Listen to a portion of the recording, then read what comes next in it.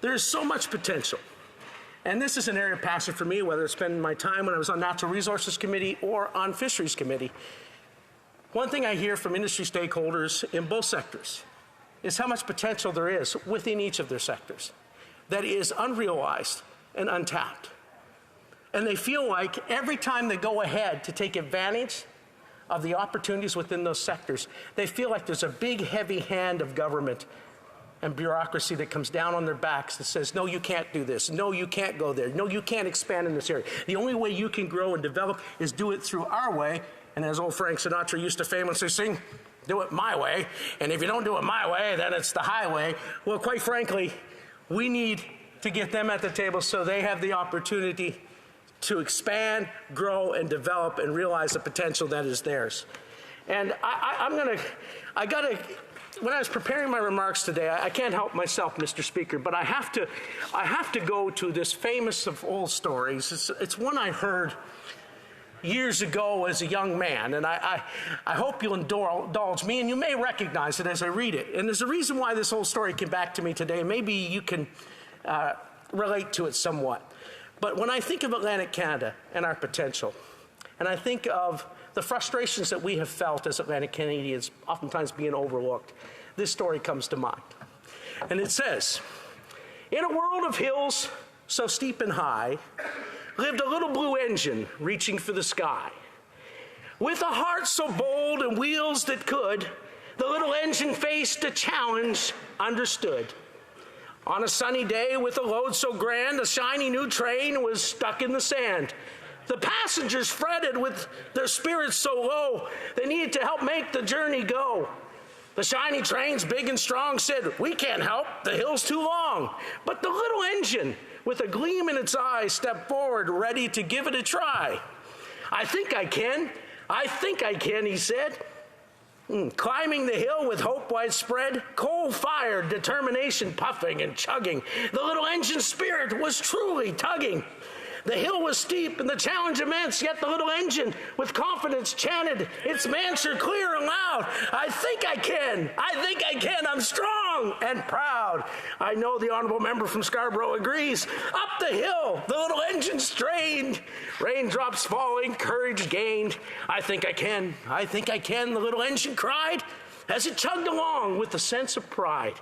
Passing the others who doubted its might, the little engine pressed on with all its might. I thought I could, it sang. Over the mountains, its triumph rang. A tale of courage, resilience so true, for the little engine and for me and for you. A journey of belief where dreams unfold. I knew I could, a story retold. To the little ones with dreams so wide, the little engine whispers right by your side with I think I can, echoing through the air. You'll conquer any hill if only you dare. What is the lesson of the little engine that could, and how does it relate to Atlantic Canada and Bill C-49? Is that we have so much potential. We have so much we can do. We have so much we want to do. And the last thing the little locomotives of New Brunswick, Prince Edward Island, Nova Scotia, and Newfoundland need is a great big locomotive called the federal government saying, no, you can't, no, you can't, no, you can't. What we need is someone to stand on the side of the little provinces and say, yes, you can. Yes, you can. Yes, you can. There is hope. And yes, it can get better. Let's tap into our potential, utilize our resources, and climb the hills of challenge that face us by utilizing all the above. Renewable energy, existing energy resources, expand and grow and do all that we can. And with this, Mr. Speaker, I must introduce an amendment seconded by my great colleague from Saskatchewan, Grasswood, and it says this: that the motion be amended by deleting all the words after the word that and substituting the following. Bill C-49, an act to amend the Canada, Newfoundland and Labrador Atlantic Accord Implementation Act and the Canada-Nova Scotia Offshore Petroleum Resources Accord Implementation Act, and to make consequential amendments to other acts, be not now read a third time, but be referred back to the Standing Committee on Natural Resources for the purposes of reconsidering clauses 61, 62, 169, and 170 with the view to prevent uncertainty and a lack of clarity caused by the inclusion of similar provisions contained in Bill C-69, an act to enact the Impact Assessment Act and the Canadian Energy Regulator Act, to amend the Navigation Protection Act, and to make consequential amendments to other acts, which would insert unanticipated conditions and requirements beyond existing legislation and regulations through these clauses. With that, I submit and I conclude. Thank you, Mr. Speaker.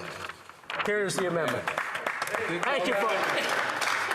We'll just wait for